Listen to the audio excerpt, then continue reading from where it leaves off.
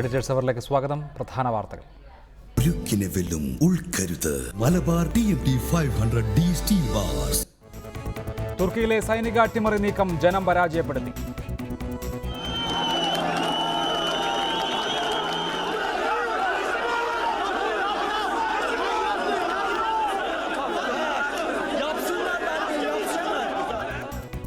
പട്ടാളത്തിനെതിരെ ജനം തെരുവിലിറങ്ങി. സൈന്യത്തിലെ ചെറിയ വിഭാഗമാണ് അട്ടിമറിക്ക് പിന്നിലെന്ന് പ്രസിഡന്റ് തായിപ്പ് എർദോഗാൻ. 181 പേർ കൊല്ലപ്പെട്ടു. 2800 സൈനിക ഉദ്യോഗസ്ഥർ അറസ്റ്റ്. റവന്യൂ സ്പെഷ്യൽ പ്ലീഡർ സ്ഥാനത്ത് നിന്ന് നീക്കിയ തീരുമാനം കേസുകളെ ബാധിച്ചേക്കുമെന്ന ആശങ്കയുമായി സുശീല ഭട്ട്.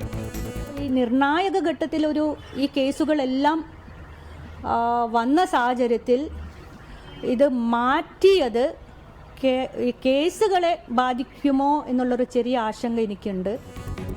ഭട്ടിനെ മാറ്റിയത് സർക്കാർ തീരുമാനമെന്ന് റവന്യൂ മന്ത്രി.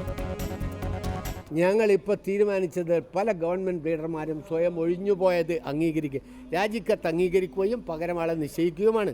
സ്വാഭാവികമായി അവരത് ചെയ്യേണ്ടിയിരുന്നു. അവർക്കത് ചെയ്യാൻ മനസ്സിലായിരിക്കും. അവർ ചെയ്തില്ല. ഞങ്ങൾ മാറ്റി. ഞങ്ങൾ പുതിയ ആളിനെ നിയമിച്ചു. സർക്കാർ മാറുമ്പോൾ പ്ലീഡർമാരും സ്വയം മാറണം. ഇവരില്ലെങ്കിലും സർക്കാർ കേസുകൾ ജയിക്കും. മലപ്പുറത്തും പാലക്കാട്ടും കോളറ ബാധ സ്ഥിരീകരിച്ചു. മലപ്പുറത്ത് 3 പേർക്കും പാലക്കാട്ട് ഒരാൾക്കും കോളറ ബാധ. 2 ജില്ലകളിലുമായി 50ഓളം പേർ നിരീക്ഷണത്തിൽ. അരുണാചലിൽ നബാം തൂക്കിയെ ഒഴിവാക്കിയ കോൺഗ്രസ് തന്ത്രം ഫലിച്ചു. പേമാ ഖണ്ഡു പുതിയ കക്ഷി നേതാവ്. പുതിയ മുഖ്യമന്ത്രിക്ക് 44 MLA-മാരുടെ പിന്തുണ. അരുണാചലിൽ ഭരണം നിലനിർത്തി കോൺഗ്രസ്. കോൺഗ്രസ് നേതൃത്വത്തിനെതിരെ രൂക്ഷ വിമർശനവുമായി കെ മുരളീധരനും വി ഡി സതീശനും. പരാജയ കാരണം അണികളിൽ അടിച്ചേൽപ്പിക്കുന്നുവെന്ന് വി ഡി സതീശൻ. സ്വയം ശരിയെന്ന നേതാക്കൾ മേനി നടിക്കുന്നു. നിയമസഭയ്ക്ക് പുറത്ത് സമരം നടത്താൻ ശേഷിയില്ലാത്ത സംഘടനയായി കോൺഗ്രസ് മാറിയെന്ന് കെ മുരളീധരൻ.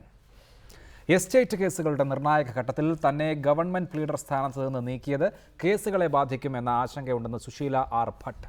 സർക്കാരിന് അനുകൂലമായി താൻ ഇടപെട്ട കേസുകളിൽ വിധി ഉണ്ടായിരുന്നതായും സുശീല ആർ ഭട്ട് കൊച്ചിയിൽ പറഞ്ഞു. ഈ ഗവൺമെൻറ് ചേഞ്ച് ചെയ്ത സാഹചര്യത്തിൽ എല്ലാ ഗവൺമെൻറ് പ്ലീഡറെയും മാറ്റാറുണ്ട്. ആ രീതിയിൽ എന്നെയും മാറ്റിയെന്നേ ഞാൻ കരുതുന്നുള്ളൂ. പക്ഷേ ഇപ്പോൾ ഈ നിർണായക ഘട്ടത്തിൽ ഈ കേസുകളെല്ലാം വന്ന സാഹചര്യത്തിൽ ഇത് മാറ്റിയത് കേസുകളെ ബാധിക്കുമോ എന്നുള്ളൊരു ചെറിയ ആശങ്ക എനിക്കുണ്ട്. കാരണം ഈ കേസുകളിൽ ഉൾപ്പെട്ടിരിക്കുന്നത് 1-2 ലക്ഷം ഏക്കറല്ല, 5 ലക്ഷം ഏക്കർ ഭൂമിയാണ്. സുശീല ഭട്ടിനെ മാറ്റിയ നടപടി സർക്കാർ തീരുമാനം മാത്രമെന്ന് റവന്യൂ മന്ത്രി ഇ ചന്ദ്രശേഖരൻ. സർക്കാർ മാറുമ്പോൾ പ്ലീഡർമാർ സ്വയം മാറേണ്ടതാണ്. ഇവരില്ലെങ്കിലും കേസുകൾ സർക്കാർ ജയിക്കുമെന്ന് മന്ത്രി വ്യക്തമാക്കി. ഗവൺമെൻറ്റുകൾ മാറുമ്പോൾ ഗവൺമെൻറ് പ്ലീഡർമാർ പലരും സ്വയം രാജിവെച്ച് പോവുകയാണ്. ഞങ്ങളിപ്പോൾ തീരുമാനിച്ചത് പല ഗവൺമെൻറ് ലീഡർമാരും സ്വയം ഒഴിഞ്ഞുപോയത് രാജിക്കത്ത് അംഗീകരിക്കുകയും പകരം ആളെ നിശ്ചയിക്കുകയുമാണ്. സ്വാഭാവികമായി അവരത് ചെയ്യേണ്ടിയിരുന്നു. അവർക്കത് ചെയ്യാൻ മനസ്സിലായിരിക്കും. അവർ ചെയ്തില്ല. ഞങ്ങൾ മാറ്റി. ഞങ്ങൾ പുതിയ ആളിനെ നിയമിച്ചു. ചർച്ചയിൽ ശ്രീമതി സുശീല ഭട്ടിനെ ടെലിഫോണിൽ പ്രതീക്ഷിക്കുന്നു. ഒപ്പം CPIM നേതാവ് ശ്രീ A റഹീം, BJP നേതാവ് ശ്രീ JR പത്മകുമാർ, ആം ആദ്മി പാർട്ടി നേതാവ് ശ്രീ CR നീലകണ്ഠൻ, കോൺഗ്രസ് നേതാവ് ശ്രീ TN പ്രതാപൻ എന്നിവരും പങ്കെടുക്കും. ആദ്യം ശ്രീ CR നീലകണ്ഠൻ, സർക്കാർ മാറുമ്പോൾ സർക്കാർ പ്ലീഡർമാർ മാറുക എന്നുള്ളത് ഒരു കീഴ്വഴക്കമാണ്. അതൊരു സ്വാഭാവിക നടപടി മാത്രമാണ്. അതിലെന്താണ് അമ്പരപ്പ്?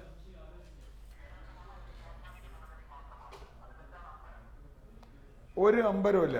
ഞങ്ങൾക്ക് എന്നെ സംബന്ധിച്ചിടത്തോളം പെട്ടെന്ന് ഏത് അഡ്വക്കേറ്റിനെ വയ്ക്കാനും ഏത് പ്ലീഡർമാരെ വയ്ക്കാനും ഏത് പ്രോസിക്യൂട്ടർമാരെ വയ്ക്കാനും പുതിയ സർക്കാരിന് അവകാശമുണ്ട്. അക്കാര്യത്തിൽ അതിനെ നമ്മൾ ചോദ്യം ചെയ്യുന്നില്ല. അങ്ങനെ അതാണോ വേണ്ട രീതി എന്നൊക്കെ ചോദിച്ചാൽ അതാണ് ഇപ്പോൾ ഉള്ള രീതി എന്നേ ഞാൻ പറയുന്നുള്ളൂ. മറിച്ച് വേറെ രീതികൾ ഉണ്ടാകുന്നതിന് മുമ്പ് നമുക്കത് പറയാൻ പറ്റില്ല. പക്ഷേ ഇവിടെ പ്രതിസന്ധി ഒരു പ്ലീഡറെ കുറിച്ച് മാത്രമാണ് നമ്മൾ തർക്കിക്കുന്നത്. ആ പ്ലീഡർ 2001 മുതൽ 2016 വരെ തുടർച്ചയായി 4 ഗവൺമെന്റുകൾ ഇരുന്ന പ്ലീഡറാണ്. ആന്റണിയുടെ ഗവൺമെന്റ്, അച്യുതാനന്ദന്റെ ഗവൺമെന്റ്, ഉമ്മൻചാണ്ടിയുടെ ഗവൺമെന്റ്. മാത്രവുമല്ല, കഴിഞ്ഞ ഗവൺമെന്റിന്റെ കാലത്ത് നമ്മൾ ചരിത്രം മറന്നു പോരുത്. ഈ മൂന്നാർ കേസിലും ഹാരിസന്റെ കേസിലും ഇവരെ പ്രത്യേകമായി പ്ലീഡറായി വയ്ക്കുന്നതിൽ നിന്ന് പിന്തിരിപ്പിച്ചുകൊണ്ട് അഡ്വക്കേറ്റ് ജനറൽ അന്ന് വളരെ വിവാദമായ രൂപത്തിൽ ഹാരിസൺ അനുകൂലമായി അഡ്വക്കേറ്റ് ജനറലിനും ടീമും വന്നപ്പോൾ അതിനെതിരായി ഏറ്റവും ശക്തമായി ഞങ്ങളെപ്പോലെയുള്ള പൊതുപ്രവർത്തകർ, പരിസ്ഥിതി പ്രവർത്തകരൊക്കെ വന്നിട്ടുണ്ട്.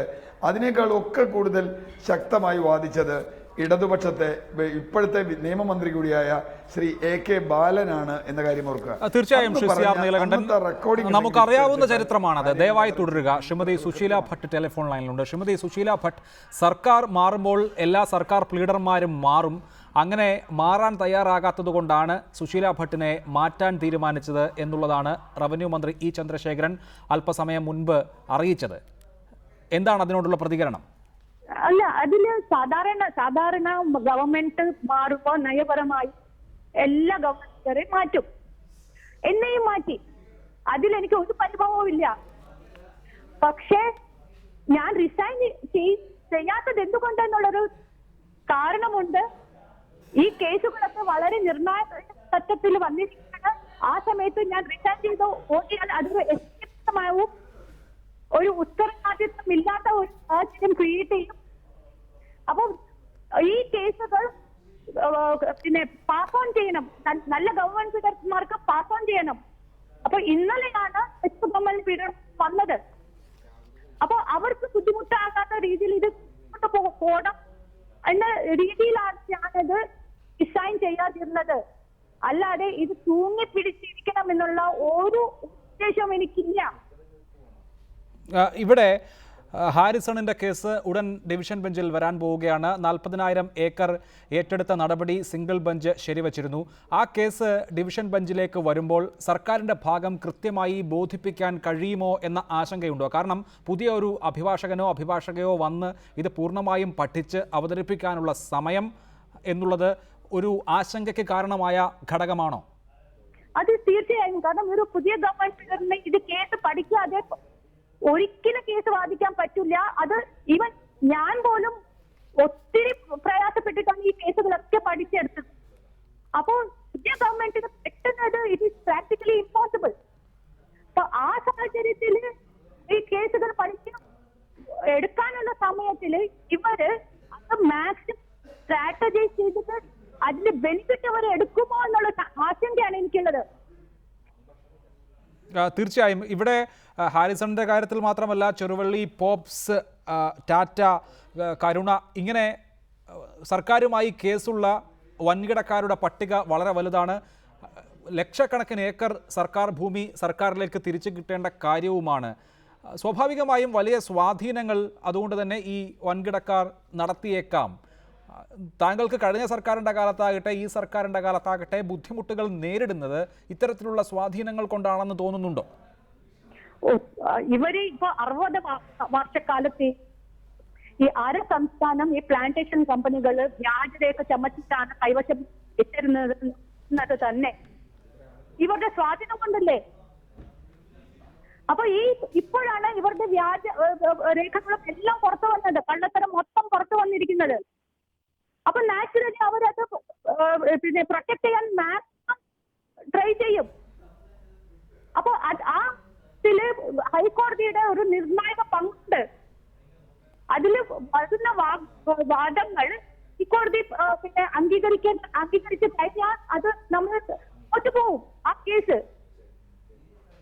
തീർച്ചയായും ആ കേസുകൾ തോറ്റു പോകരുത് എന്നുള്ളതാണല്ലോ നമ്മുടെ പൊതു താല്പര്യം, നമ്മുടെ സംസ്ഥാനത്തിൻ്റെ താല്പര്യം. താങ്കൾ വിവിധ സർക്കാരുകളുടെ കാലത്ത് പ്ലീഡറായിരുന്നു. ഇടയ്ക്ക് VS അച്യുതാനന്ദൻ സർക്കാർ വന്ന സമയത്തും EFL കേസുകൾ കൈകാര്യം ചെയ്യാൻ താങ്കളെ തന്നെ നിയോഗിച്ചു. അതിനുശേഷം ഉമ്മൻചാണ്ടി സർക്കാരിൻ്റെ കാലത്ത് നിയമവകുപ്പ് ഹാരിസൺ അടക്കമുള്ള കേസുകളിൽ നിന്ന് താങ്കളെ ഒഴിവാക്കി ഉത്തരവിറക്കി. എങ്കിൽ പോലും പിന്നീട് മന്ത്രിസഭാ യോഗം തന്നെ തീരുമാനിച്ച് പ്രത്യേക ഉത്തരവിലൂടെ താങ്കളെ ഈ കേസുകൾ ഏൽപ്പിക്കുന്ന നിലയുണ്ടായിരുന്നു.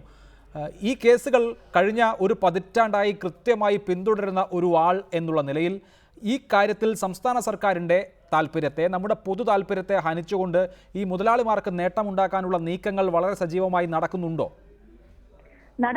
എന്ന് എനിക്ക് പറയാൻ പറ്റില്ല. പക്ഷെ ഈ കേസ് നടത്തുമ്പോൾ വളരെ സൂക്ഷ്മത വേണം. അപ്പൊ ആ സൂക്ഷ്മത ഇല്ലെങ്കിൽ ഈ ചെയ്ത പ്രയത്നങ്ങളെല്ലാം പോവും. ആ ആശങ്ക മാത്രമേ എനിക്കുള്ളൂ. തീർച്ചയായും 10,000-കണക്കിന് പേജുകളുള്ള രേഖകൾ, ചരിത്ര പ്രാധാന്യമുള്ള വളരെ പഴക്കമുള്ള ധാരാളം ഡോക്യുമെന്റുകളൊക്കെ ഉൾപ്പെടുന്ന കേസാണല്ലോ. പുതിയ ഒരാൾ വന്ന് ഈ കേസുകളൊക്കെ പഠിച്ചു തീർക്കാൻ എത്ര സമയമെടുക്കും താങ്കളുടെ ഒരു നിരീക്ഷണത്തിൽ? എന്റെ നിരീക്ഷണത്തിൽ ഒരു മിനിമം ഒരു തുടർച്ചയായിട്ട് ഇത് കേസ് പഠിച്ചാൽ പോലും 6 മാസമെങ്കിലും മിനിമം എടുക്കും.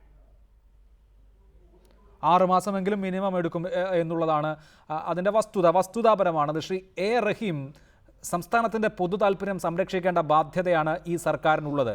സാങ്കേതികത്വം പറഞ്ഞ് സർക്കാർ മാറുമ്പോൾ പ്ലീഡർമാരും മാറും എന്ന് പറഞ്ഞ് ഒഴിഞ്ഞു മാറിപ്പോകാനാകില്ല. കാരണം ഇതേ പ്ലീഡറെ തന്നെ 2006 VS അച്യുതാനന്ദൻ്റെ സർക്കാർ തുടരാൻ അനുവദിച്ചിരുന്നു. അവർ കേസുകളിൽ സർക്കാരിന് വേണ്ടി ഹാജരാകുകയും ചെയ്തതാണ്. ഇവിടെ അതിനിർണായകമായ Harrison case 40,000 acre special officer ഏറ്റെടുത്തു. അത് ഹൈക്കോടതിയുടെ സിംഗിൾ ബെഞ്ച് ശരിവെച്ചു. അതിൻ്റെ റഫറൻസ് ഹൈക്കോടതിയുടെ ഡിവിഷൻ ബെഞ്ചിലേക്ക് പോകുമ്പോൾ ഡിവിഷൻ ബെഞ്ച് ഈ വരുന്ന ആഴ്ചകളിൽ അത് പരിഗണിക്കാനിരിക്കെയാണ് ഈ കേസുകൾ കമ്പോട് കമ്പ് പഠിച്ച് പൂർണ്ണ ബോധ്യമുള്ള സർക്കാർ പ്ലീഡർ മാറുന്നത്, പുതിയ ഒരാൾ വരുന്നത്. സ്വാഭാവികമായും സർക്കാരിൻ്റെ വാദം ദുർബലമാകും എന്നുള്ള കാര്യത്തിൽ നമുക്ക് യാതൊരു സംശയത്തിനും ഇടയില്ല. ഈ ചുരുങ്ങിയ കാലയളവിനുള്ളിൽ ഏത് പ്രഗത്ഭനായ അഭിഭാഷകയോ വന്നാലും അത്ര സൂക്ഷ്മമായി ആ കേസ് പഠിക്കാൻ സാധിക്കുകയില്ല.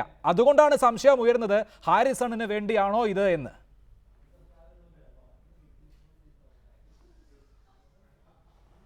ശ്രീ അഭിലാഷ് പൂർവ്വനിശ്ചിതമായ നിലപാടിൽ ഉറച്ചു എന്നാണ് എന്നോട് ചോദിക്കുന്നത്. ഒരു സംശയവുമില്ല എന്ന സ്റ്റേറ്റ്മെൻറ്റാണ് എന്നോട് മുന്നിൽ പ്രസൻറ്റ് ചെയ്യുന്നത്. അത് തെറ്റാണ് അഭിലാഷേ. ഇവിടെ ബഹുമാന്യനായ ശ്രീ CR നീലകണ്ഠനും ശ്രീ അഭിലാഷും സൂചിപ്പിച്ചത് വസ്തുതാപരമായി പിശകാണ്. ഒന്ന്, ശ്രീ CR നീലകണ്ഠൻ ഇവിടെ പറഞ്ഞത് തുടർച്ചയായി ഇത്തരം കേസുകൾ നോക്കിക്കൊണ്ടിരിക്കുന്ന ഒരാൾ തെറ്റാണ്. മുൻപ് ഈ കഴിഞ്ഞ ഗവൺമെൻറ്റിൻ്റെ കാലത്ത് മാത്രമാണ് റവന്യൂ പ്ലീഡർ തസ്തികയിലേക്ക് ശ്രീമതി സുശീല ഭട്ട് നിയോഗിക്കപ്പെട്ടത്. അതിനു മുമ്പ് ഫോറസ്റ്റ് ആയിരുന്നു. രണ്ടാമതൊന്ന്, വസ്തുതാപരമായൊരു വലിയ പിശക് VS ഗവൺമെൻറ് തുടരാൻ അനുവദിച്ചു എന്നതാണ് തെറ്റ്. 6 മാസത്തിൽ ചുവട മാത്രമാണ് ശ്രീമതി സുശീല ഭട്ട് തൽസ്ഥാനത്ത് തുടർന്നത്. അവർ രാജിവെക്കാൻ തയ്യാറായില്ല. 6 മാസത്തിനുള്ളിൽ തന്നെ മാറ്റി. Shri MP Prakash, advocate MP Prakash, advocate Ranjith Thampan എന്നിവരായിരുന്നു തുടർന്ന് വന്ന ഈ പറയുന്ന തൽസ്ഥാനത്തേക്ക് മാറ്റി നിശ്ചയിക്കപ്പെട്ടവർ. VS അച്യുതാനന്ദൻ ഗവൺമെന്റ് കാലത്ത് സുശീല ഭട്ടായിരുന്നില്ല, ഞാനീ പരാമർശിച്ച 2 പേരുകാരായിരുന്നു ഇരുന്നത്. ഇത്തരമൊരു ചർച്ചയിൽ വസ്തുതാപരമായ പിശകുകൾ ദയവ് നമുക്കത് പരിശോധിച്ചു പോകാം. അങ്ങനെ 2007 വരെ തുടർന്നിരുന്നു. അത് അവർ മാറാൻ തയ്യാറാകാത്തത് കൊണ്ടാണോ എന്നുള്ള കാര്യം നമുക്ക് വസ്തുതാപരമായി പരിശോധിച്ചു പോകണമല്ലോ. ശ്രീമതി സുശീല ഭട്ട് VS അച്യുതാനന്ദൻ സർക്കാരിൻ്റെ കാലത്ത് ഇതേമാതിരി പെട്ടെന്ന് താങ്കൾക്ക് ഒഴിവായി പോകേണ്ടി വന്നിരുന്നില്ല. കുറേ കാലം ഉണ്ടായിരുന്നു താങ്കൾ സർക്കാർ അഭിഭാഷകയായി. അതെന്തുകൊണ്ടാണ്? അത് സർക്കാർ ആവശ്യപ്പെട്ടത് പ്രകാരമാണോ? എന്നെ ടെർമിനേറ്റ്. ഒന്നുകൂടി പറയാമോ? കേട്ടില്ല. മെയ്യിലെ ഈ പുതിയ സർക്കാർ വന്നു. അപ്പൊ പിന്നെ എന്നോട് പറഞ്ഞു ഇത് തുടർന്ന് നടത്തിക്കൊണ്ടു പോകണമെന്ന് പറഞ്ഞു. 2007 ഫെബ്രുവരിയിൽ എന്നെ ടെർമിനേറ്റ് ചെയ്തു. ഓക്കെ, അതാണ് വസ്തു. ഈ ടെർമിനേറ്റ് ചെയ്യുന്ന കാലയളവ് വരെയുള്ള കേസുകൾ അവ ഏതാണ്? ഏത് സാഹചര്യത്തിലാണ് താങ്കൾ ആ കേസുകളിൽ ഹാജരായത്?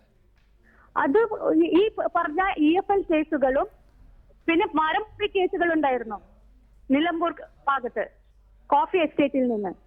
അപ്പൊ ആ കേസുകളും ഒക്കെ ഞാൻ നോക്കിയിരുന്നു. അതില് അനുകൂല വിധി വന്നിട്ടുണ്ട്. ശ്രീ എ റഹീം, 2007 ഫെബ്രുവരി വരെ സുശീല ഭട്ട് സർക്കാർ പ്ലീഡറായി തുടർന്നിരുന്നു. അത് വസ്തുതയാണ്, നിങ്ങൾക്കത് നിഷേധിക്കാൻ സാധിക്കുകയില്ല. ശരിയാണ്, വനം വകുപ്പ് EFL കേസുകളിൽ അന്ന് വനമന്ത്രിയായിരുന്ന ബിനോയ് വിശ്വം സവിശേഷമായ താല്പര്യമെടുത്തതുകൊണ്ടാണ് അവർ തുടർന്നത്. അതല്ലാതെ അവർ ഏതെങ്കിലും കാരണങ്ങൾ കൊണ്ട് കടിച്ചു തൂങ്ങിയതോ അതല്ലെങ്കിൽ സർക്കാരിൻ്റെ ഔദാര്യം കൊണ്ട് രാജിവെക്കുന്നില്ലെങ്കിൽ മാറ്റേണ്ട എന്ന് കരുതിയത് കൊണ്ടോ അല്ലല്ലോ.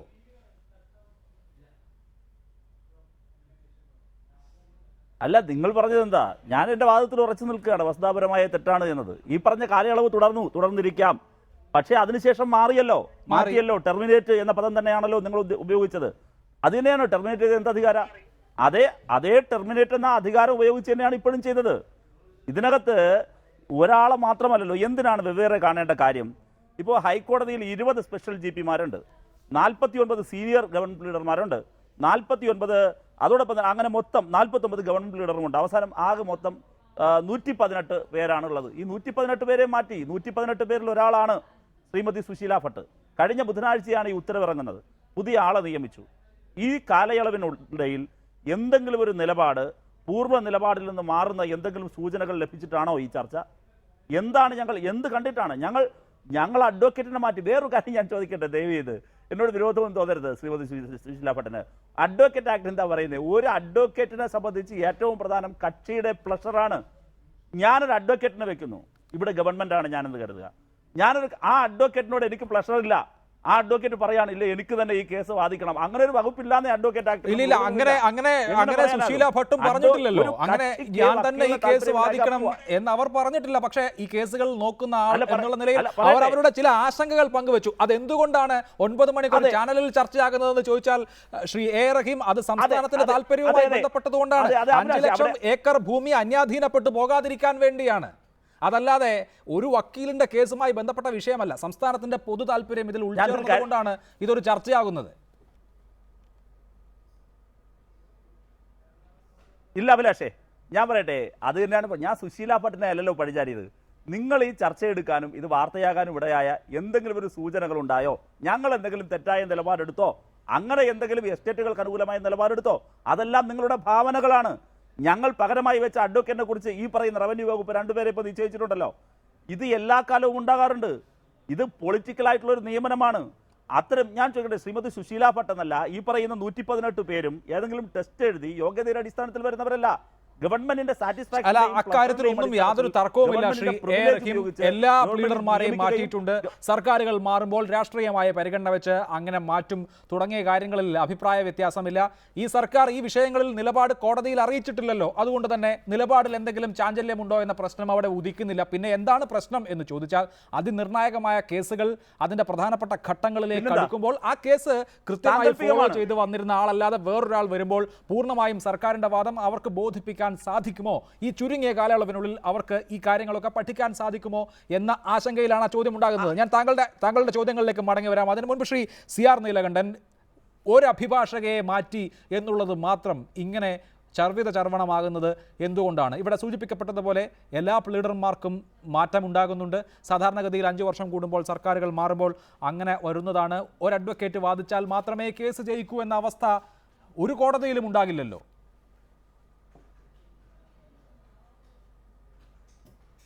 അല്ല, ഞാൻ ആദ്യം മുതലേ ഇപ്പോൾ എൻ്റെ സുഹൃത്ത് റഹീം വളരെ തെറ്റിദ്ധരിച്ചിട്ടാണ് പറഞ്ഞത്.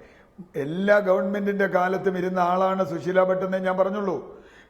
4 ഗവൺമെന്റ്, കുറച്ച് കാലമോ 2 കാലമോട്ടെ. ഈ രണ്ടാമത്തെ വിഷയം ഞാൻ പറയുന്നു, 2012 റഹീം ഓർക്കുക, ഇവരെ മാറ്റാൻ തീരുമാനിച്ചപ്പോൾ അതിനെതിരെ അന്ന് ഏറ്റവും ശക്തമായി വാദിച്ചതിൽ ഇടതുപക്ഷ ഇന്നത്തെ നിയമമന്ത്രി കൂടി ഉണ്ടായിരുന്നു. ഞങ്ങൾക്കൊക്കെ നല്ല ഓർമ്മയുണ്ട്. ക്ഷമിക്കണം, ഇവരെ മാറ്റി വേറൊരാൾക്ക് കൊടുക്കാൻ തീരുമാനിച്ചതാണെന്ന്. പറഞ്ഞോളൂ.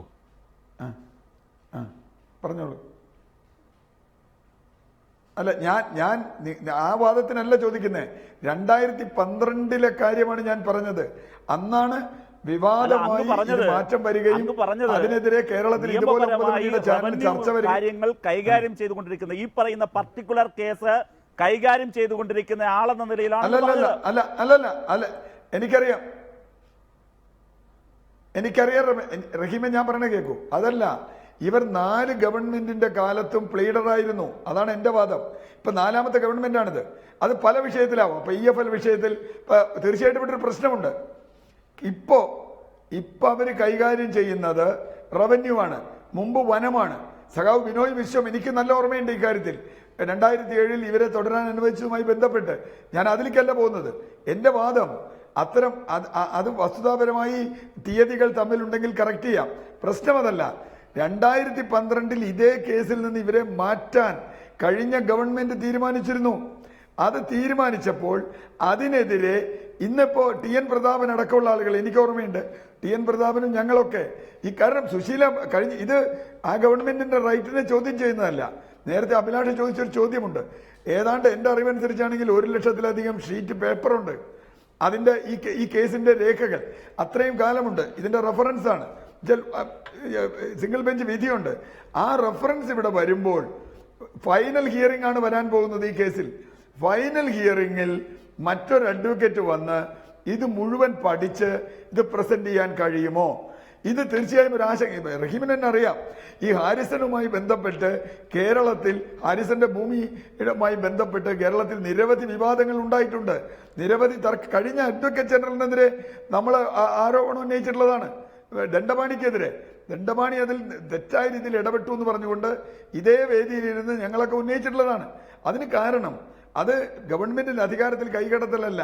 ഒരു പൊതു രീതിയിൽ നോക്കുമ്പോൾ ഇത് നഷ്ടപ്പെട്ടാൽ, ഇപ്പൊ ഹാരിസന്റെയോ നെല്ലിയാമ്പതിയിലെയോ അല്ലെങ്കിൽ ടാറ്റയുടെയോ ഇത് നഷ്ടപ്പെടുക എന്ന് പറഞ്ഞാൽ കേരളത്തിന് താങ്ങാൻ കഴിയാത്തതാണ്.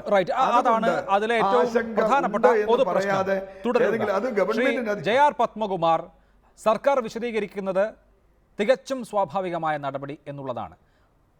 നമ്മൾ ഈ പരാമർശിക്കുന്ന കേസുകളിൽ ഒന്നും സർക്കാർ ഏതെങ്കിലും തരത്തിലുള്ള നിലപാട് മാറ്റം വരുത്തിയിട്ടില്ല. കോടതിയിൽ അങ്ങനെ ഏതെങ്കിലും തരത്തിൽ ദുർബലമാകുന്ന സാഹചര്യം ഉണ്ടാക്കിയിട്ടില്ല. ഈ കേസുകളൊക്കെ വരാൻ പോകുന്നതേ ഉള്ളൂ. അതുകൊണ്ട് തന്നെ ഭൂമാഫിയയ്ക്കുമായി ഏതെങ്കിലും തരത്തിൽ സന്ധി ഉണ്ടാക്കി എന്നൊക്കെയുള്ള മുൻവിധിയിലേക്ക് നമ്മൾ പോകേണ്ടതുണ്ടോ?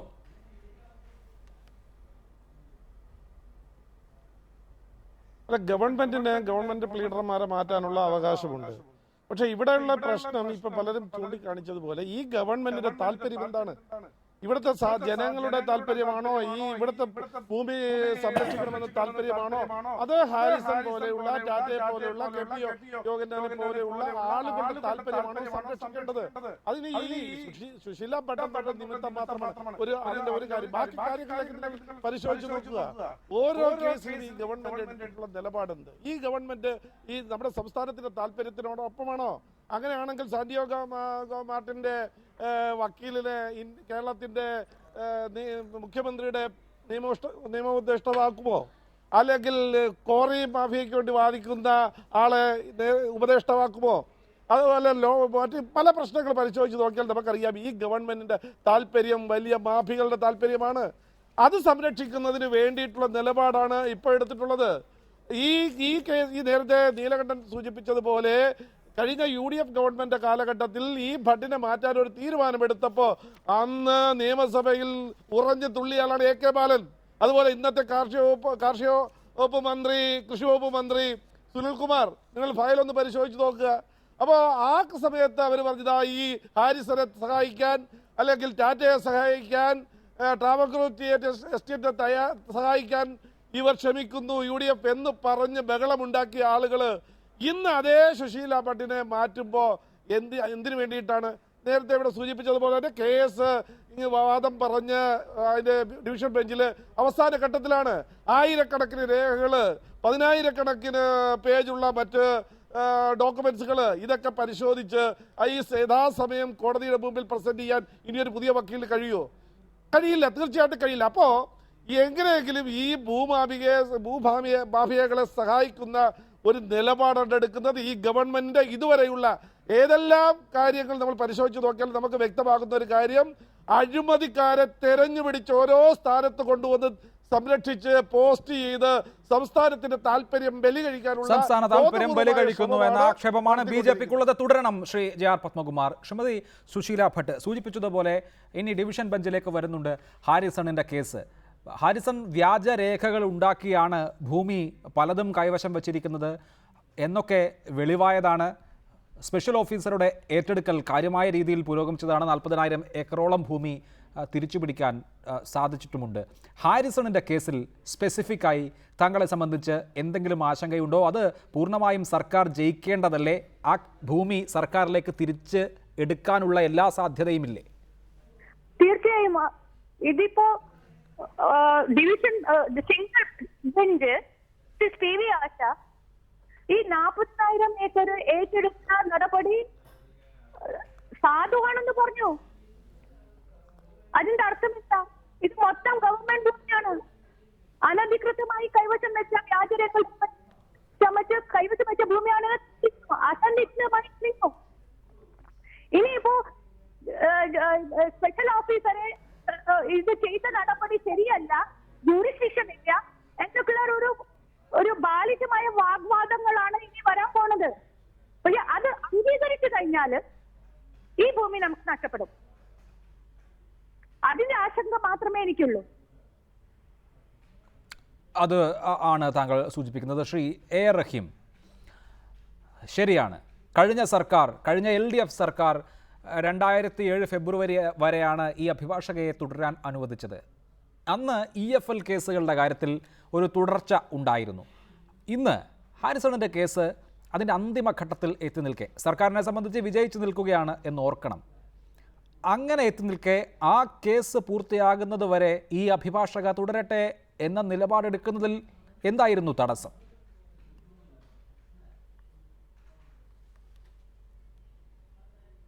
നിങ്ങളിത് പറഞ്ഞാലേ EFLന്റെ കേസ് തീർന്നിട്ടല്ലല്ലോ അന്ന് സുശീല ഭട്ടനെ മാറ്റിയത്. ഇത് ഒരു ഗവൺമെന്റിന്റെ ഡിസ്ക്രിപ്ഷനാണെന്നേ. ഈ ഞാൻ പറഞ്ഞല്ലോ ഇത്രയും പേരെ മാറ്റി എന്തിനാണ് അനാവശ്യമായ ആകുലതകൾ വെറുതെ വെച്ച് പുലർത്തുന്നത്? അത് വാർത്തകളുടെ സൃഷ്ടിക്ക് വേണ്ടി നിങ്ങൾ ഉപയോഗിച്ചോ? ഇവിടെ ശ്രീ JR പത്മകുമാർ പറഞ്ഞതെല്ലാം തികച്ചും രാഷ്ട്രീയ പ്രേരിതമായ ആരോപണങ്ങൾ മാത്രമാണ്. ഞാനതിനെ തള്ളിക്കളയുന്നു, എല്ലാറ്റിനെയും തള്ളിക്കളയുന്നു. മറുപടി ഓരോന്നായി എടുത്ത് പറയാനും ഉദ്ദേശിക്കുന്നില്ല. മറ്റൊരു പ്രധാനപ്പെട്ട കാര്യം, ഇവിടെ ഉന്നയിക്കുന്നൊരു പ്രധാനപ്പെട്ട ചോദ്യം 2012 ഞങ്ങൾ എതിർത്തു എന്നാണ്. ഞങ്ങൾ എതിർത്തു. കാരണം എന്താ? ഇത്രയും പേരെ മുഴുവൻ പേരെയും മാറ്റുന്നൊരു രീതിയുടെയും ഒരു പൊളിറ്റിക്കൽ ഡിസിഷൻ്റെയും സാഹചര്യത്തിൻ്റെയും അടിസ്ഥാനത്തിലാണോ അന്ന് മാറ്റിയത്? അന്ന് സുശീല ഭട്ടനെ മാറ്റാൻ ശ്രമിച്ചത് ഒരു കേസിൻ്റെ നടത്തിപ്പിനിടയിൽ ഇത്തരത്തിലുള്ള എന്തെങ്കിലും ഒരു കാരണം, സാഹചര്യമോ കാരണമോ ഇല്ലാതെ ഒരു പ്ലീഡറെ മാത്രം മാറ്റാനും അവരിൽ നിന്ന് ആ ഫയലുകൾ മാറ്റാനും ശ്രമിക്കുന്നതിന്റെ പിന്നിലെ ദുരൂഹതയാണ് ഞങ്ങൾ തുറന്നു കാണിച്ചത്. അതും ഇതും തമ്മിൽ എങ്ങനെയാണ് നിങ്ങൾ താരതമ്യപ്പെടുത്തുന്നത്? അല്ല, അന്ന് നിയമസഭയിലും പുറത്തും നന്മയുടെയും തിന്മയുടെയും പ്രതീകങ്ങൾ ഉണ്ടാക്കി വെച്ചല്ലോ നിങ്ങളുടെ നിയമസഭാ സാമാജികർ.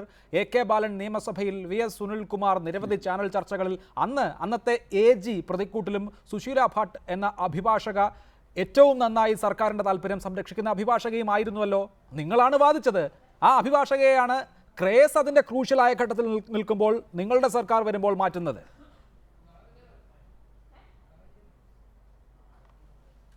അഭിലാഷേ, ഞങ്ങളെ സംബന്ധിച്ച് സർക്കാർ ഇപ്പോൾ പ്ലീഡർ പോയി പറയുന്ന ആരുടെ നയ? സർക്കാരിൻ്റെ നയമാണ്. സർക്കാരിൻ്റെ താല്പര്യമാണ് കോടതിയിൽ പ്ലീഡർ പറയേണ്ടത്. സർക്കാരിൻ്റെ താല്പര്യം വ്യത്യസ്തമാവുകയും പ്ലീഡർ അതിന് വഴങ്ങേണ്ടി വരികയും ചെയ്തൊരു സാഹചര്യത്തിൽ അതിന് തയ്യാറല്ല എന്ന് സുശീല ഭട്ട് പറഞ്ഞ സന്ദർഭത്തിലാണ് മാറിയത്. ഇടതുപക്ഷ ജനാധിപത്യ മുന്നണി ഗവൺമെന്റിനെ സംബന്ധിച്ച് ഞങ്ങൾക്കതിൽ യാതൊരു ആശങ്കയുമില്ല. ഞങ്ങളുടെ നിലപാട് സർക്കാരിൻ്റെ ഒരു തുണ്ട് ഭൂമി പോലും നഷ്ടപ്പെടരുത് എന്നതാണ്. അതുകൊണ്ട് ശ്രീമതി സുശീല ഭട്ട് എന്നല്ല ആര് വന്നാലും ഞങ്ങളുടെ നിലപാടതാണ്. ആ നിലപാടനുസരിച്ച് പ്ലീഡർ അവിടെ ആക്ട് ചെയ്യും. നേരത്തെ ശരിയാണ് ശ്രീ A. റഹീം, ഈ ഭൂമി സർക്കാരിന്റേതാണ് അല്ലെങ്കിൽ ഈ ഭൂമി തിരിച്ചെടുക്കേണ്ടതാണ് എന്ന നിലപാട് ആയിരിക്കും നിങ്ങളുടെ സർക്കാരിന്റെ പ്ലീഡർ ഹൈക്കോടതിയിൽ പറയുക എന്നുള്ള കാര്യത്തിലൊന്നും ആർക്കും ഒരു തർക്കവുമില്ല. സർക്കാരിന്റെ നയവും നിലപാടും ഒക്കെ അത് തന്നെ. പക്ഷെ നോക്കൂ, അങ്ങേയറ്റം സൂക്ഷ്മമായ പരിശോധന ആവശ്യമുള്ള സങ്കീർണമായ രേഖകൾ അടങ്ങിയിട്ടുള്ള കേസാണ്. ആ കേസിൽ അഗാധമായ അവഗാഹം ആവശ്യമാണ് ഒരു അഭിഭാഷകയെ സംബന്ധിച്ച്, അല്ലെങ്കിൽ അഭിഭാഷകനെ സംബന്ധിച്ച്. അതിനാവശ്യമായ സമയം നിങ്ങളുടെ പുതിയ അഭിഭാഷകന് കിട്ടുന്നുണ്ടോ എന്നുള്ളിടത്താണ് പ്രശ്നം. സർക്കാരിൻ്റെ നയം യുക്തിഭദ്രമായി അവതരിപ്പിക്കാൻ മാത്രമുള്ള സമയം മുൻപിലുണ്ടോ?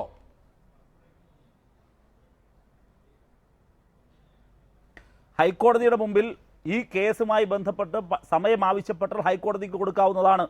അത് നിഷിദ്ധമൊന്നുമല്ല. സമയമൊക്കെ ചോദിക്കാറുണ്ട്. സമയം ചോദിച്ച് പഠിക്കാവുന്നതാണ്. ഇതുപോലൊരു കേസിൽ സർക്കാരിൻ്റെ നിലപാട് ക്ലിയർ ആയിരിക്കുമ്പോൾ അവിടെ നിയോഗിക്കപ്പെടുന്ന അഭിഭാഷകനെ സംബന്ധിച്ച് സർക്കാരിനൊരു കാഴ്ചപ്പാടില്ലേ? എന്തിനാണ് ഇപ്പോഴേ നമ്മൾ ഭാവനകൾ നെയ്തുകൂട്ടുന്നത്? എനിക്ക് മനസ്സിലാകുന്നില്ല. ബുധനാഴ്ചയിൽ ഇറങ്ങിയ ഒരു ഓർഡർ പകരമായി വന്നയാളിനെ കുറിച്ച് എന്തെങ്കിലും തരത്തിൽ ബന്ധമോ ആരോപണമോ നിങ്ങൾ ഉന്നയിക്കുന്നില്ല. പിന്നെയുള്ളത് ഭാവനകളും കൽപ്പിത കഥകളുമാണ്. അത് ശരിയല്ല. അതിന്റെ അടിസ്ഥാനത്തിലുള്ള ചർച്ചകളും അനുഗുണമാണ് എന്നാണ് എൻ്റെ അഭിപ്രായം. അങ്ങനെയാണ്. ശ്രീ CR നീലകണ്ഠൻ, നോക്കൂ, കരുണ എസ്റ്റേറ്റിന് കരമടയ്ക്കാനുള്ള അനുമതി നൽകിക്കൊണ്ടുള്ള ഉത്തരവ് അവസാന മന്ത്രിസഭാ യോഗങ്ങളിൽ ഒന്നിലാണ് ഉണ്ടായത്. അതിനെ അങ്ങേയറ്റം ശക്തമായി എതിർത്തതാണ് ഇടതുപക്ഷം. അക്കാര്യത്തിൽ അവർ നിലപാട് നിയമസഭയ്ക്കകത്തും പുറത്തും പ്രഖ്യാപിച്ചതാണ്. ആ നിലപാടിൽ യാതൊരു മാറ്റവുമില്ല. ഈ എസ്റ്റേറ്റുകൾ കൈവശപ്പെടുത്തിയിരിക്കുന്നത് സർക്കാരിൻ്റെ ഭൂമിയാണ് എന്നുള്ള കാര്യത്തിൽ ഏതെങ്കിലും തരത്തിലുള്ള ആശയക്കുഴപ്പം ഇടതുമുന്നണിയെ സംബന്ധിച്ചില്ല. തിരിച്ചുപിടിക്കേണ്ട ഭൂമിയെ സംബന്ധിച്ചും അത് ടാറ്റ കൈവശം വെക്കുന്നതാകട്ടെ, ഹാരിസൺ കൈവശം വെക്കുന്നതാകട്ടെ, യാതൊരു ആശയക്കുഴപ്പമോ ആശങ്കയോ ഇല്ല. അങ്ങനെ കൃത്യമായ നിലപാടുള്ളപ്പോൾ എന്തിന് പേടിക്കണം?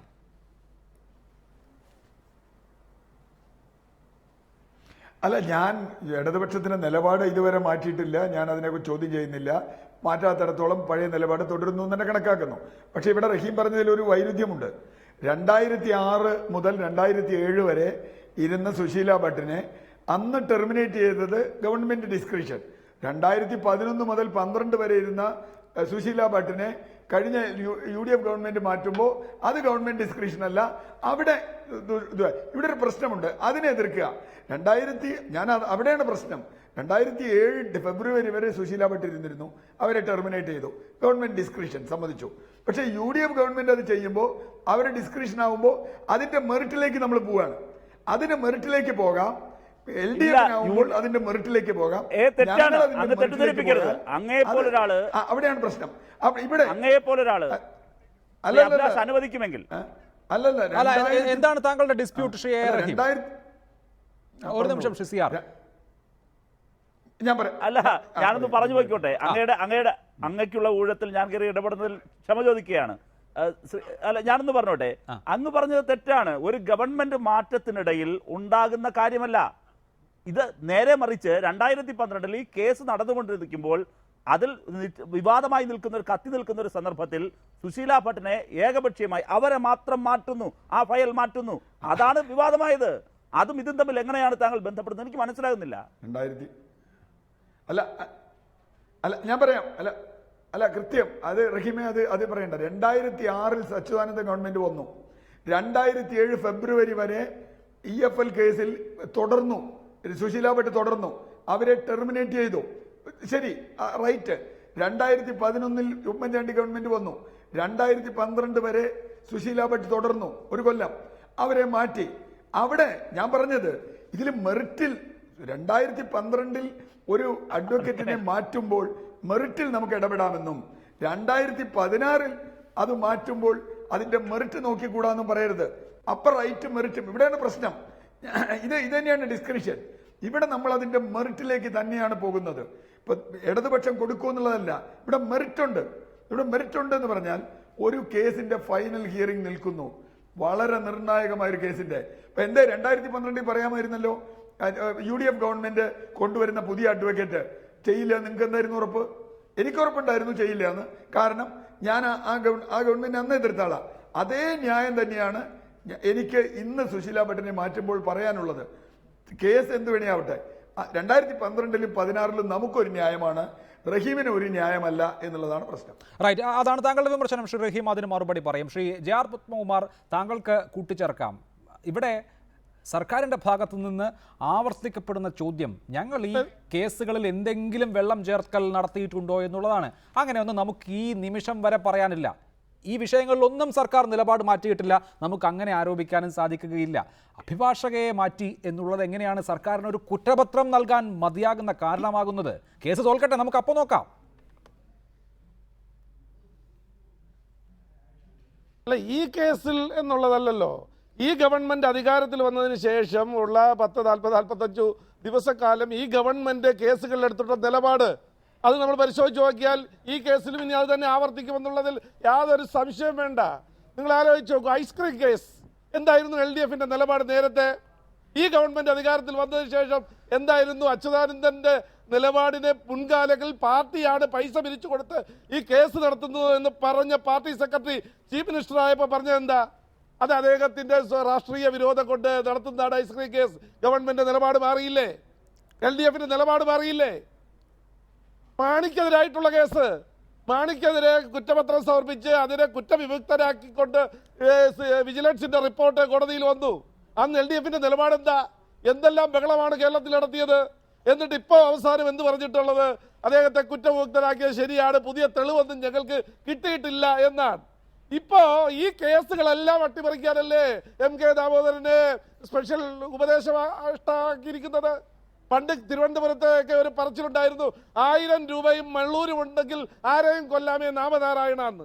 ഇതേ അവസ്ഥയല്ലേ ഇന്ന് MK നാരായണനും വക്കാലത്തും ഉണ്ടെങ്കിൽ ഏത് അഴിമതി കേസിലും കേരളത്തിൽ നിന്ന് രക്ഷപ്പെടാം എന്നുള്ളൊരവസ്ഥ ഉണ്ടാക്കിയിരിക്കുകയാണ്. ഇത് ഗവൺമെന്റിന്റെ നയം. അഴിമതിക്കാരെ സംരക്ഷിക്കാൻ, മാഫിയയെ സംരക്ഷിക്കാൻ, ഈ സംസ്ഥാനത്തിന്റെ ജനങ്ങളുടെ താല്പര്യത്തിന് എതിരായി എല്ലാ അഴിമതിക്കാരെയും കൂട്ടുന്ന ഒരു സമീപനം LDF തുടർന്നു വന്ന അല്ലെങ്കിൽ തുടരുമെന്ന് പറഞ്ഞിരുന്ന നയത്തിനെതിരാണ്.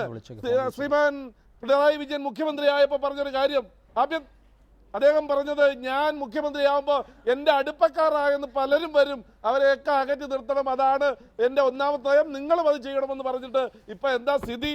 ഇപ്പോ പറഞ്ഞ കാര്യങ്ങളൊക്കെ അദ്ദേഹം മറന്നുപോയി. അഴിമതിക്ക് കൂട്ടു നിൽക്കുന്ന ഈ പ്ലീഡർമാരെ മാറ്റുന്നതിന് നയം അവരുടെ നയം, പക്ഷെ എല്ലാം ചുവപ്പൽക്കരിക്കുക. ശരി, അങ്ങനെ താങ്കൾ ഈ സർക്കാർ അധികാരത്തിലെത്തിയതിനു ശേഷം എടുത്തിട്ടുള്ള നിലപാടുകളെയൊക്കെ അങ്ങനെ ഒരു സംശയത്തിന്റെ മുന്നിൽ നിർത്തുകയാണ്. രാഷ്ട്രീയമായി അതിന് മറുപടി ശ്രീ റഹീം പറയും. ശ്രീ എ റഹീം, എനിക്കറിയാനുള്ള വേറൊരു കാര്യം, 2012 സുശീല ഭട്ടിനെ ചില കേസുകളിൽ നിന്ന് ഒഴിവാക്കിക്കൊണ്ടുള്ള ഒരു തീരുമാനം നിയമവകുപ്പ് സ്വീകരിച്ചപ്പോൾ അത് തിരുത്തപ്പെട്ടു. മന്ത്രിസഭാ തീരുമാനം തന്നെ പിന്നീട് ഉണ്ടാവുകയും ഒരു പ്രത്യേക ഉത്തരവുണ്ടാകുകയും ചെയ്തു. അത് നടക്കുന്നത് പ്രതിപക്ഷം നിയമസഭയിൽ പറഞ്ഞതുകൊണ്ടല്ല. അതിനപ്പുറത്ത് ആ മുന്നണിക്കകത്ത് ശക്തമായ നിലപാടുകളുണ്ടായി, ശക്തമായ എതിരഭിപ്രായങ്ങളുണ്ടായി. അങ്ങനെ ആ എതിരഭിപ്രായം രേഖപ്പെടുത്തിയ അവർക്ക്, ആ എതിർപ്പുന്നയിച്ച പക്ഷത്തിന് വിജയിക്കാൻ കഴിഞ്ഞു. അങ്ങനെ സംസ്ഥാനത്തിൻ്റെ ആകെ താല്പര്യം നോക്കി അതിൽ വേറൊരു ഉത്തരവുണ്ടാവുകയാണ് ചെയ്തത്. ഈ സർക്കാരിൻ്റെ കാലത്ത് അങ്ങനെയൊന്നും ഉണ്ടാകുന്നില്ല എന്നുള്ളത് പോട്ടെ, ഈ കാര്യങ്ങളൊന്നും വിശദീകരിക്കാൻ പോലും ആളുകളില്ലാത്ത അവസ്ഥയാണ്. ഈ കാര്യങ്ങൾ വിശദീകരിക്കാൻ താങ്കൾ കാണിക്കുന്ന ആർജവം അഭിനന്ദനാർഹമാണ്. പക്ഷേ UDF സർക്കാരിൻ്റെ കാലത്ത് ഈറ്റപ്പുലികളായിരുന്ന പലരും ഈ കേസുകളിൽ, ഈ വിഷയങ്ങളിൽ സംസാരിക്കാൻ പോലും സന്നദ്ധമല്ല, സ്വകാര്യമായി ഫോണിൽ പോലും. എന്താണ് നിങ്ങളുടെ മുന്നണിക്ക് സംഭവിക്കുന്നത്?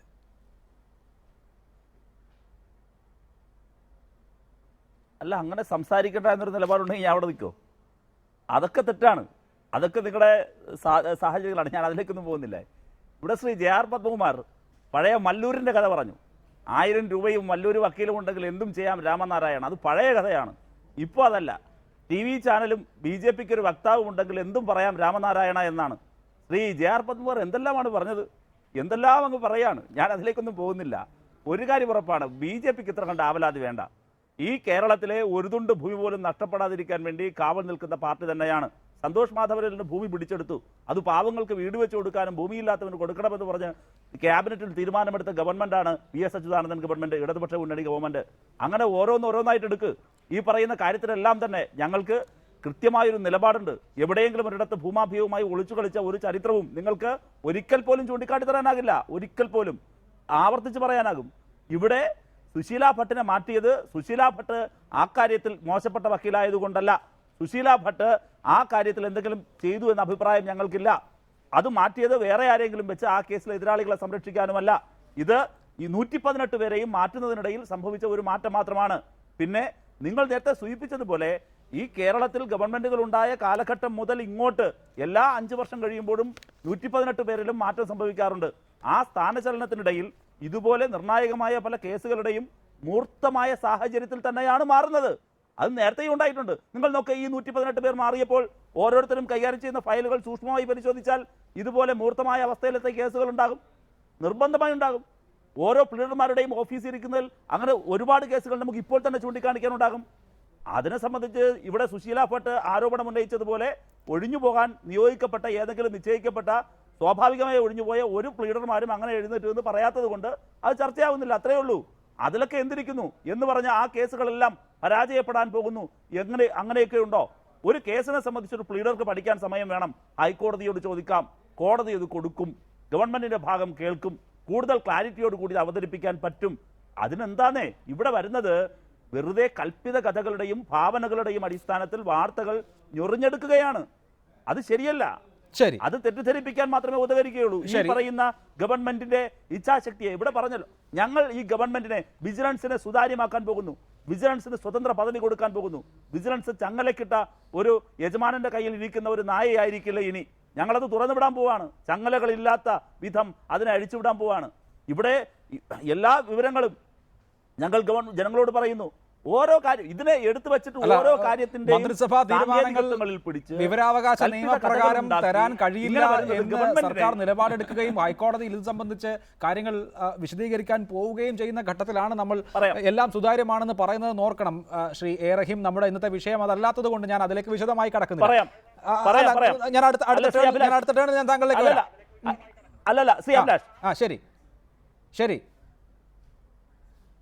ശരി ശ്രീ റഹീം പറഞ്ഞോളൂ.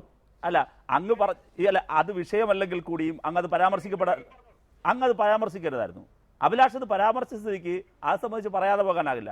ശ്രീ CR നീലകണ്ഠനും ഞാനും തന്നെ വേറൊരു ചാനലിൽ ഈ വിഷയവുമായി ബന്ധപ്പെട്ട് വിശദമായി സംസാരിച്ചതാണ് കുറച്ച് ദിവസങ്ങൾക്ക് മുമ്പ്. അതൊന്ന് നോക്കിയാൽ മതി. ശ്രീ CR നീലകണ്ഠന് തന്നെ അതിൽ വ്യത്യസ്ത അഭിപ്രായമുണ്ട്. ഞാനതിൽ അന്ന് ശ്രീ JR പത്മകുമാർ ഉണ്ടായിരുന്നു. ഞങ്ങൾ ഈ 3 പേരും തന്നെയാണ് ആ ചർച്ചയിലും ഉണ്ടായിരുന്നത്. അതിലൊക്കെ കൃത്യമായ ക്ലാരിറ്റി ഉണ്ട്. ഒന്നും ഒളിച്ചു വെക്കാനല്ല. നിയമപരമായ ഒരു അവ്യക്തതയുണ്ട്. അത് കേരളത്തിൽ മാത്രം നിലനിൽക്കുന്ന അവ്യക്തതയല്ല. RT ആക്ടിന്റെ ഈ പറയുന്ന വിവരാവകാശ നിയമത്തിന്റെ സെക്ഷൻ 8മായി ബന്ധപ്പെട്ട് ഒരു അവ്യക്തതയുടെ പ്രശ്നമുണ്ട്. വിൻസെന്റ് പോളിന്റെ വ്യാഖ്യാനവുമായി ബന്ധപ്പെട്ടുള്ള അവ്യക്തത നീക്കി കിട്ടണമെന്ന് ആവശ്യപ്പെട്ട് മാത്രമാണ് കോടതിയെ സമീപിച്ചിരിക്കുന്നത്. അല്ലാതെയല്ല. അല്ലാതെയല്ല. ശരി, അതാണ് വിശദീകരണം ആവട്ടെ. ശ്രീമതി സുശീല ഭട്ട്, നമ്മൾ ഹാരിസണിൻ്റെ കേസിൻ്റെ കാര്യം നേരത്തെ സൂചിപ്പിച്ചു. മറ്റ് കേസുകൾ, നെല്ലിയാമ്പതിയിലെ എസ്റ്റേറ്റുകൾ, അതുപോലെ ടാറ്റ, ഇവരൊക്കെ കൈവശം വെച്ചിരിക്കുന്ന ഭൂമിയുടെ കാര്യത്തിൽ കേസുകൾ ഇപ്പോൾ എങ്ങനെയാണ് പുരോഗമിക്കുന്നത്? ഈ ഭൂമിയൊക്കെ തിരിച്ചെടുക്കാനുള്ള സാഹചര്യമുണ്ടോ? തീർച്ചയായും സാഹചര്യമുണ്ട്. കാരണം ഈ ടാറ്റ അനധികൃതമായി കൈവശം വെച്ചതാണ് മൂന്നാറിലെ മൊത്തം ഭൂമി എന്നുള്ളത് അസന്നിഗ്ധമായി ഞാൻ ഇവിടെ ഹൈക്കോടതിയിൽ തെളിയിച്ചിട്ടുണ്ട്. പിന്നെ അവർ ഒരു സ്ട്രാറ്റജൈസ് ചെയ്തിട്ട് അത് കണ്ടിന്യൂ ചെയ്യുകയാണ്. അതിനിപ്പോ അന്തിമ തീരുമാനം വരാൻ ഒരു സാഹചര്യം പോലും വന്നിട്ടുണ്ട്. അതുപോലെ ബാക്കിയുള്ള TRNT കമ്പനി, പിന്നെ AVT കമ്പനി, അങ്ങനെയുള്ള വമ്പന്മാരുടെ മൊത്തം ഭൂമി വ്യാജരേഖകൾ ചമച്ച് കൈവശപ്പെടുത്തിയതാണ് എന്നുള്ളത് ഞാൻ കോടതിയിൽ ബോധ്യപ്പെടുത്തിയിട്ടുണ്ട്. ആ കേസുകളിലൊക്കെ ഹാജരാവുന്ന ഗവൺമെന്റ് ലീഡർ പിന്നെ കഴിവില്ലാത്തവരാണെന്ന് ഒരു അഭിപ്രായം എനിക്കില്ല. LDF ഗവൺമെന്റിന്റെ ഈ സത്യസന്ധത ഞാൻ ക്വസ്റ്റ്യനും ചെയ്യുന്നില്ല. പക്ഷെ നമ്മൾ കേസ് നടത്തിയിട്ട് കുറച്ച് ദുഷ്കാന്തി വേണമെന്ന കൺസേൺ മാത്രമേ എനിക്കുള്ളൂ. റൈറ്റ്, ആ കൺസേൺ സംസ്ഥാനത്തിൻ്റെ ആകെ കൺസേൺ ആണ്. ശ്രീ CR നീലകണ്ഠൻ, ഇത്തരം കേസുകളിലൊക്കെ ഏതെങ്കിലും തരത്തിൽ ഒളിച്ചു കളിച്ച് മുന്നോട്ട് പോകാൻ സാധിക്കുമോ ഏതെങ്കിലും ഒരു സർക്കാരിന്? കഴിഞ്ഞ സർക്കാരിന് തന്നെ അത് സാധിച്ചിരുന്നില്ല. ഈ കേസുകൾ ഒരു വേള അഡ്വക്കേറ്റ് ജനറലിൻ്റെ ഓഫീസിൽ നിന്ന് ചില ഫയലുകൾ തിരിച്ചു വിളിക്കുന്നു, മറ്റു ചില ആളുകൾ ഹാജരാകുന്നു എന്നൊക്കെയുള്ള ഘട്ടം വന്നപ്പോൾ അന്ന് മന്ത്രിസഭയിൽ തന്നെ എതിരഭിപ്രായം ഉണ്ടായിരുന്നു. വനമന്ത്രിയായിരുന്ന ഗണേഷ് കുമാർ എടുത്തിട്ടുള്ള നിലപാടറിയാം. സർക്കാരിനെ സംബന്ധിച്ച് ഏതെങ്കിലും തരത്തിലൊരു മാച്ച് ഫിക്സിംഗ് നടത്താൻ കഴിയാത്ത അവസ്ഥ ഉണ്ടായി. സമാനമായ വിധത്തിൽ തന്നെ ഇനി ആരെങ്കിലുമൊക്കെ സ്വാധീനിച്ചാൽ തന്നെ കേരളം പോലൊരു സംസ്ഥാനത്ത് ഇത്തരം പൊതുവിഷയങ്ങളിലൊക്കെ ആർക്കെങ്കിലും ഒത്തുകളിക്ക് സാധിക്കുമോ?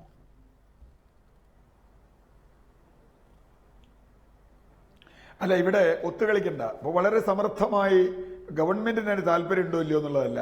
അപ്പോൾ അത് ഗവൺമെന്റ് താല്പര്യം ഇംപ്ലൈഡ് ആയിട്ട് ഉണ്ടെങ്കിൽ അറിയാതെ തന്നെ ചെയ്യാൻ കഴിയുന്ന ഒരു കാര്യമാണ്. കാരണം ഇപ്പോൾ ശേഷിയില്ലാത്ത ഒരു അഡ്വക്കേറ്റാണ്, അല്ലെങ്കിൽ അദ്ദേഹത്തിന് സമർത്ഥമായി വാദിക്കാൻ കഴിഞ്ഞില്ലെങ്കിൽ ഈ കേസ് ഹൈക്കോടതി ഡിവിഷൻ ബെഞ്ചിൽ പരാജയപ്പെട്ടാൽ, ശ്രീ റഹീം ഇവിടെ ഇരിക്കുന്നുണ്ട്, നമ്മളൊക്കെ ഇവിടെ ആ കാലത്ത് ഉണ്ടാവും എന്ന് വിചാരിക്കുക, ഏതെങ്കിലും കാരണവശാൽ പരാജയപ്പെട്ടാൽ അന്ന് ഇതിന്റെ കാരണം ഇതാണ് എന്ന് പറയേണ്ടി വരും. ഞാൻ അതുകൊണ്ടാണ് കഴിഞ്ഞ സർക്കാരിന്റെ കാലത്ത് നേരത്തെ അഭിലാഷും ഞാനും ഒക്കെ പറഞ്ഞ അഡ്വക്കേറ്റ് ജനറലിന്റെ ഓഫീസിൽ നിന്ന് അനാവശ്യമായ ഇടപെടലുകൾ ഹാരിസൺ അനുകൂലമായി ഉണ്ടായപ്പോൾ അതിനെതിരെ ശബ്ദിക്കാൻ ഭരണപക്ഷത്തും പ്രതിപക്ഷത്തും ആളുണ്ടായിരുന്നു. ഇന്ന് അതില്ല എന്നതാണ് നമ്മുടെ പ്രശ്നം. ഈ ചോദ്യം ഒരു കാവലാൾ എന്ന അർത്ഥത്തിൽ ആരെങ്കിലും അത് ചോദിക്കണം. ഭരണപക്ഷത്ത് തന്നെ ഒരു സെൽഫ് ഇൻട്രോസ്പെക്ഷൻ ഇക്കാര്യത്തിൽ വേണമെന്ന് ആലോചിക്കണം. അല്ലെങ്കിൽ അങ്ങനെ ചെയ്യാൻ തയ്യാറല്ലെങ്കിൽ നമുക്ക് സംശയിക്കേണ്ടി വരും. അതാണ് പ്രശ്നം. അവിടെയാണ് സംശയം എന്ന് പറയുന്നത്. അതുകൊണ്ട് ആ സംശയം ഒഴിവാക്കണം എന്നാണ് LDFിനോട് എനിക്ക് പറയാനുള്ളത്. കാരണം ഈ ഭൂമി LDFിന് നഷ്ടപ്പെട്ടു എന്നുള്ളതുകൊണ്ട് എനിക്കൊരു ഗുണമില്ല. അതിനൊരു രാഷ്ട്രീയ ലാഭത്തെക്കാൾ ഉപരി 40,000 ഏക്കർ രാജ്യത്തിന് നഷ്ടപ്പെട്ടു, സംസ്ഥാനത്തിന് നഷ്ടപ്പെട്ടു എന്ന സങ്കടമാണ് എനിക്കുള്ളത്. അത് LDF പരാജയപ്പെട്ടുകൊണ്ടൊരു സങ്കടം എനിക്കില്ല, ജയിച്ചുകൊണ്ടുമില്ല. പ്രശ്നം ഇതാണ്. അതുകൊണ്ട് ആ കൺസേണിൽ തന്നെയാണ് ഞാൻ നിൽക്കുന്നത്. ആ കൺസേൺ സത്യമാവാം, നുണയാവാം, അത് എങ്ങനെ സംഭവിക്കുമെന്ന് പറയാൻ പറ്റില്ല. പക്ഷേ ആ കൺസേൺ ഉണ്ട് എന്ന കാര്യം പറയാതെ പോകാൻ കഴിയില്ല 2012 നിന്ന് 2016 എത്തുമ്പോൾ. അതാണ് കാര്യം. റൈറ്റ്, അതാണ് ശ്രീ A. റഹീം. ഇത് കഥകൾ മെനയാനുള്ള താല്പര്യമായി കാണേണ്ട, അതിനപ്പുറത്തുള്ള ഒരു ജാഗ്രത ഈ കാര്യത്തിൽ വേണമല്ലോ. ഈ ഭൂസ്വാമിമാർ വലിയ സ്വാധീനമുള്ള ആളുകളാണ്, ആരെയും സ്വാധീനിക്കാൻ കഴിയുന്ന ആളുകളാണ്. അവർ അധികാരത്തിൻ്റെ ഇടനാഴികളിൽ കറങ്ങി നടക്കുന്നുണ്ടാകും. നിങ്ങളുടെ സർക്കാർ അതിൽ നിന്നൊക്കെ മുക്തമാണ് എന്ന് വിശ്വസിക്കാൻ തന്നെയാണ് താല്പര്യം. എവിടെയും നിങ്ങൾ ഒത്തുതീർപ്പിന് വഴങ്ങി എന്ന് പറയുന്നുമില്ല, അങ്ങനെ ആക്ഷേപമില്ല. പക്ഷേ ഒരു കാലത്തും ഉണ്ടാകരുത് എന്ന് ഓർമ്മപ്പെടുത്താൻ, എന്ന് ജാഗ്രതപ്പെടുത്താൻ വേണ്ടിയാണ് മാധ്യമങ്ങൾ സജീവമായി ഈ വിഷയം ചർച്ച ചെയ്തുകൊണ്ടേയിരിക്കുന്നത്. അതല്ലാതെ നിങ്ങളുടെ സർക്കാരിനെയോ നിങ്ങളുടെ മുന്നണിയെയോ ഇരുട്ടിൽ നിർത്താനോ അപഹസിക്കാനോ ഒന്നും ഒരു ഉദ്ദേശവുമില്ല. ഇങ്ങനെ നടക്കുന്ന ചർച്ചകളും സംവാദങ്ങളും വാഗ്വാദങ്ങളും ഒക്കെ എന്തുകൊണ്ടാണ് പോസിറ്റീവായ അർത്ഥത്തിൽ എടുക്കാൻ ഇടതുമുന്നണിയെ സംബന്ധിച്ചും ഈ സർക്കാരിനെ സംബന്ധിച്ചും കഴിയാത്തത്? പോസിറ്റീവായി എടുക്കാത്തത് എന്തുകൊണ്ടാണ്? പോസിറ്റീവായി തന്നെയാണ് അവർ എടുക്കുന്നത്. ഇനി പോസിറ്റീവായി കൂടി എടുക്കുന്നില്ല എന്ന് നിങ്ങൾ പറയേണ്ടതില്ല. അതിൽ ഞങ്ങളുടെ ഡിഫൻസാണ് ഞങ്ങൾ പറയുന്നത്. അതാണ് ശരിയെന്ന് ഞങ്ങൾ ഉറച്ചു വിശ്വസിക്കുന്നു. 2, ഇവിടെ പ്രധാനപ്പെട്ട പ്രശ്നം കൺസേൺ എന്ന് അദ്ദേഹം സൂചിപ്പിച്ചു. ജാഗ്രത എന്ന് താങ്കൾ പറഞ്ഞു. കൺസേൺ, ജാഗ്രത, അതെ, അത് ഈ കേസിൽ മാത്രമല്ല, 40,000 ഹെക്ടർ ഭൂമിയുടെ പ്രശ്നം മാത്രമല്ല, അതിലുപരി ഈ 118 വക്കീലന്മാരും ഗവൺമെന്റിനെ പ്രതിനിധീകരിച്ച് ഹൈക്കോടതിയിൽ വാദിക്കുന്ന ഓരോ കേസും സംസ്ഥാന സർക്കാരിനെ സംബന്ധിച്ച് അമൂല്യമാണ്, അമൂല്യങ്ങളിൽ അമൂല്യമാണ്. അതിൽ ഒരു കഴഞ്ചു പോലും, ഈ 118 വക്കീലന്മാർ വാദിക്കുന്ന ആയിരക്കണക്കിന് ഫയലുകളുണ്ട്, അതിൽ ഒരു കേസിൽ പോലും ഒരിഞ്ചു പോലും പിറകോട്ട് പോകാതെ സ്റ്റേറ്റിന്റെ താല്പര്യം സംരക്ഷിക്കപ്പെടണം. എന്തേ ഇത് മാത്രം? എല്ലാം സംരക്ഷിക്കപ്പെടണം, ഇതുൾപ്പെടെ. അതുകൊണ്ട് ഈ വിഷയം നമ്മൾ എടുത്ത് സംസാരിക്കുന്നു. നിങ്ങൾ ഇതെടുത്ത് ഇപ്പോൾ സുശീല ഭട്ട് ഉന്നയിച്ച സാഹചര്യത്തിൽ നിങ്ങൾ ഇത് ഉയർത്തിപ്പിടിക്കുന്നു, അതിനെ വലിയ വിവാദമാക്കുന്നു. അതിന്റെ ആവശ്യമില്ല. എല്ലാ കാര്യത്തിലും സർക്കാരിന് അതിൻ്റെതായ നിലപാടുണ്ട്. കഴിഞ്ഞ കാലങ്ങളിൽ ഓരോ 5 വർഷം കഴിയുമ്പോഴും വക്കീലന്മാർ മാറാറുണ്ട്, 118 പേർക്കും സ്ഥാനചലനങ്ങൾ ഉണ്ടാകാറുണ്ട്. അവരെല്ലാം കൈകാര്യം ചെയ്യുന്ന കേസുകൾ അതിനുശേഷം വാദിക്കാറുണ്ട്.